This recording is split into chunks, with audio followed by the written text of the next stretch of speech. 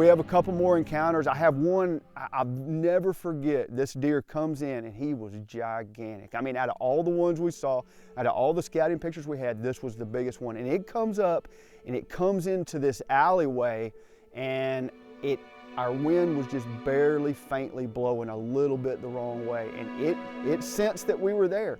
What you see with whitetails are when there's actually a good food source there, whitetails a lot of times they'll get a little spooky, but they'll just kind of, they'll deal with it and they'll come back. This axis put his head up and he was gone.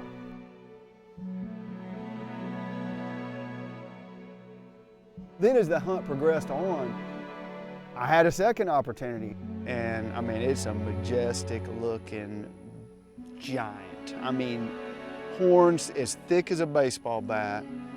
I mean, you didn't need to put binoculars on him. There was just like, that's the one that I'm gonna shoot right there. Perfect, I mean, giant, mature deer. That's what I want.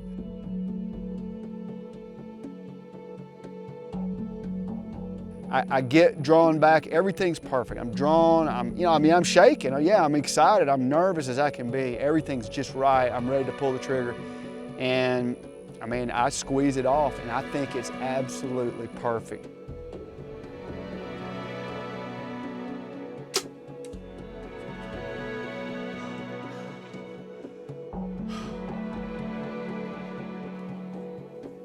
Now after the shot, Clark attempts to track the big axis, but there's very little blood to follow.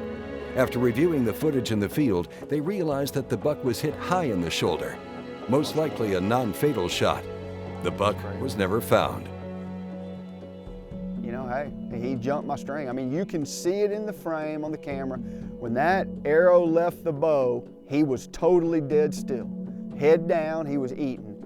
And while that arrow was flying, he actually ducked down. His bottom half of the animal ducked. The top half just stayed totally dead still.